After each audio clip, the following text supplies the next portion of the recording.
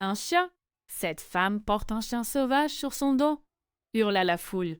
Mais quand Amara regarda son bébé, elle vit son fils parfait. Tous les autres ne voyaient qu'une bête. 10 ans plus tard, la véritable transformation commença. Et cette fois, tous la virent. Restez jusqu'à la fin pour découvrir comment cette malédiction a détruit une famille entière. Abonnez-vous et activez les notifications pour plus de contes africains. Amara était agenouillée au bord de la rivière, en train de laver son linge, lorsqu'elle ressentit la vague de nausées familières qui la saisit. Elle posa sa main mouillée sur son ventre et sourit à travers ses larmes. Un autre enfant. Sa 6e fille venait d'avoir 2 ans, et voilà que ça arrivait. Son mari, Chike, avait cessé de lui parler il y a des mois. 6 filles. Pas de fils. Dans leur village, c'était plus qu'une déception. C'était une honte. Un homme sans fils était comme un arbre sans racines, murmurait-on. Un soir, Chike ramena une femme à la maison. Elle s'appelait Zara et se déplaçait avec une assurance tranquille, sa beauté indéniable. Elle sourit à Amara d'un sourire chaleureux qui n'atteignait pas ses yeux. « Voici ma nouvelle épouse », annonça Chike. « Peut-être me donnera-t-elle ce que vous ne pouvez pas. » Amara ne dit rien. Que pouvait-elle dire? Le mariage eut lieu 3 jours plus tard. Une petite cérémonie qui, pour Amara, ressemblait à un enterrement. Mais le destin en avait décidé autrement. 9 mois après avoir découvert sa grossesse, Amara a accouché. Le souffle coupé de la sage-femme a empli la pièce. « C'est un garçon !» Chic éclata en sanglots. Il se jeta aux pieds d'Amara, implorant son pardon pour les mois de froid, les paroles blessantes, la seconde épouse. « J'ai été un imbécile, semblota-t-il. Pardonne-moi. » Amara, épuisée mais soulagée, hocha la tête. « Je te pardonne. » Cette nuit aurait dû apporter la paix. Au lieu de cela, elle a semé les graines de la destruction. L'attention de Chike se reporta sur Amara comme le soleil après l'orage. Il joua avec son fils, rit avec Amara, se souvint pourquoi il l'avait aimé en premier. Zara les observait depuis l'ombre, son beau visage se durcissant sous l'effet de l'amertume. Elle avait tout sacrifié pour épouser Chick. Elle avait quitté son village, ignoré les avertissements de sa famille. Et maintenant, elle était de nouveau invisible. La nouvelle épouse sans but. Par une nuit sans lune, Zara alla consulter un sorcier au cœur de la forêt interdite. Sa réputation était sinistre. On disait que qu'il pouvait faire voir l'invisible ou dissimuler l'existant. « Je veux que cet enfant soit maudit, » murmura Zara. « Je veux que les gens le craignent. Je veux qu'ils le voient comme un animal, pas comme un humain.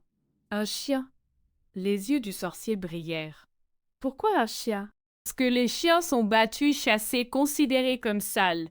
Je veux que cet enfant soit rejeté par tous, sauf par ses parents insensés. » Le sorcier mélangea des herbes, des eaux et d'étranges liquides dans une calebasse. « Verse ça dans l'eau que sa mère utilise pour le baigner. Pour elle et son père, il aura toujours l'air normal. Mais pour tous les autres, ce sera un chien sauvage, galeux, agressif, dangereux. » Les mains de Zara tremblaient lorsqu'elle prit la calebasse. Le lendemain matin, pendant qu'Amara allait chercher du savon, Zara versa la potion dans l'eau du bain du bébé. L'enfant fut baigné, séché et habillé. Tout semblait normal. Mais lorsqu'Amara a emmené son fils au marché le lendemain, le chaos a éclaté. Un chien! Cette femme porte un chien sauvage sur son dos. Est-elle devenue folle? Que quelqu'un la sauve avant que ça ne la dévore.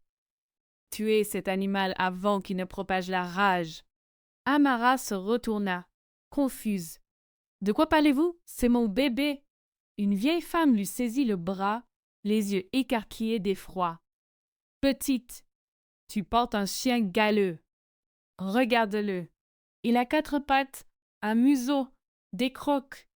Pose-le. » Amara regarda son fils. Elle vit un adorable petit garçon aux joues potelées et aux yeux curieux. Mais la foule ne voyait qu'un chien maigre et sauvage, aux yeux jaunes et aux dents apparentes, attaché sur son dos, et vêtue de vêtements de bébé. Des gens ont jeté des pierres. Amara est rentrée chez elle en courant, en pleurs et confuse. Quand Chike est rentré à la maison, il a examiné attentivement leur fils. Il est parfait. Il est humain. De quoi parlent ces gens? Mais le mal était fait. La nouvelle se répandit comme une traînée de poudre. La femme a accouché d'un chien. C'est une malédiction. Elle a dû faire quelque chose de terrible. Les semaines passèrent. Amara se sentait prisonnière chez elle. Le commerce de Chike fit faillite. Personne ne voulait faire affaire avec l'homme dont la femme portait un enfant chien. Leur fille était la cible de moqueries à l'école. L'isolement était suffocant. Zara observait la scène avec une satisfaction secrète. La nuit venue, elle murmura à Chike. « Peut-être les dieux punissent-ils Amara. Peut-être devrions-nous nous concentrer sur le fait de voir nos propres enfants, des enfants qui ne seront pas maudits. » Et puis, comme une cruelle plaisanterie du destin, les deux femmes tombèrent enceintes en même temps. Zara retourna voir le guérisseur. « Dites-moi, qu'est-ce que je porte, un garçon ou une fille ?»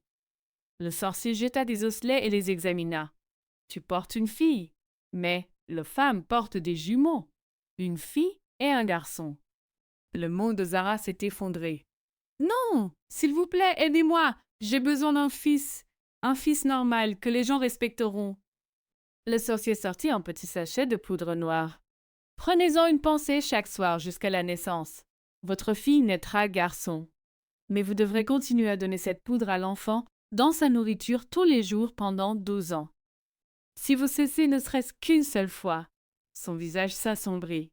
La magie s'inversera, et elle s'inversera violemment. Il se transformera en ce qu'il est vraiment, devant tout le monde. » Zara n'a pas hésité.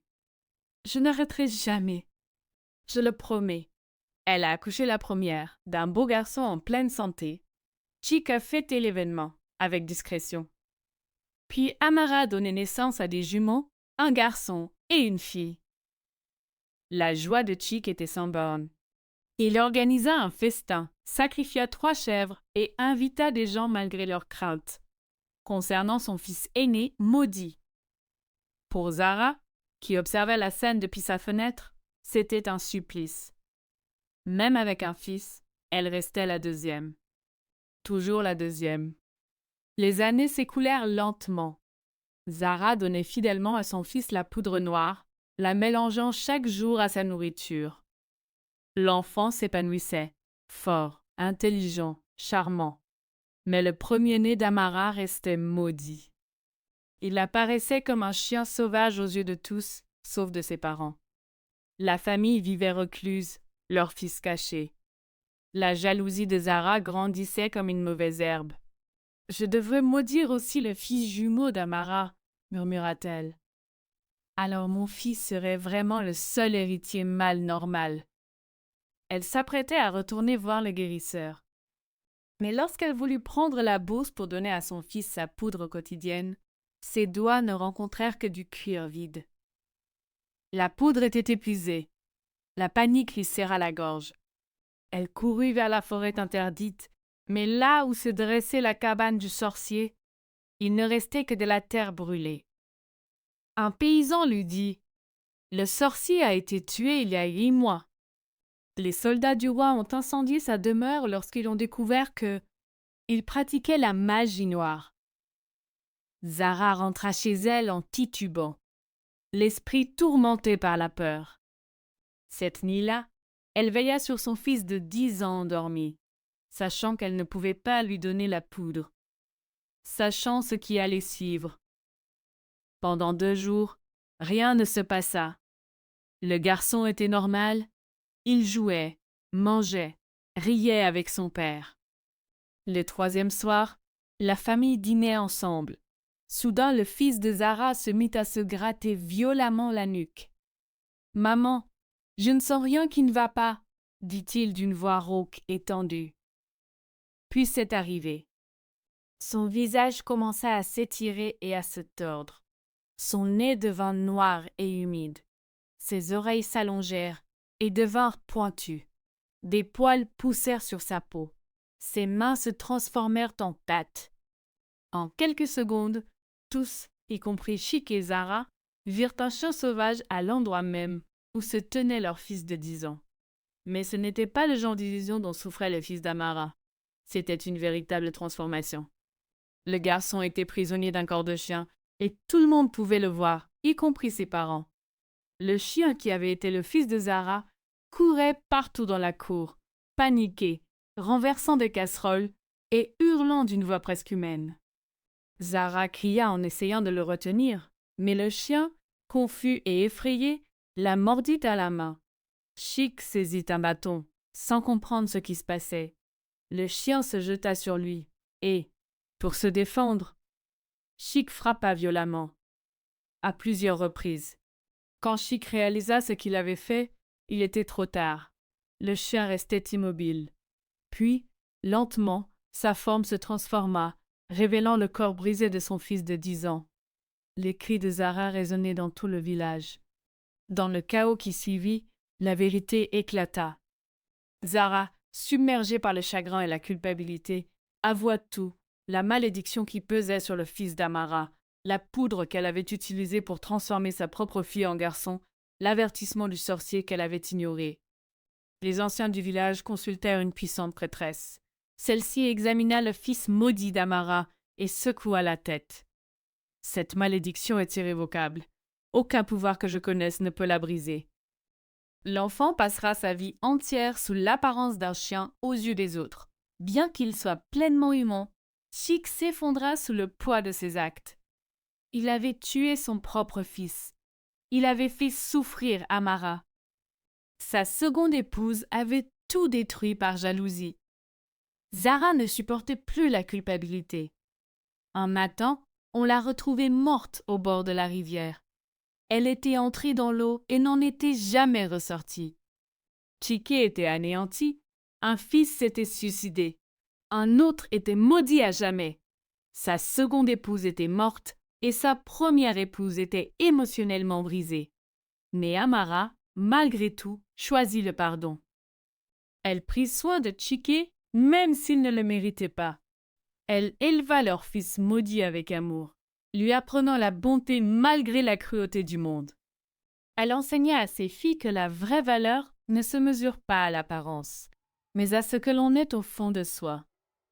Le fils maudit grandit isolé, mais aimé. Il apprit à accepter que les gens le verraient toujours comme un chien. Mais il connaissait la vérité. Il était humain, et ceux qui l'aimaient vraiment voyaient son humanité. Chick vécut le reste de ses jours dans le regret. Un homme brisé qui apprit trop tard que la jalousie détruit les familles, que favoriser les fils au détriment des filles n'apporte que de la souffrance, et que certaines erreurs sont irréparables.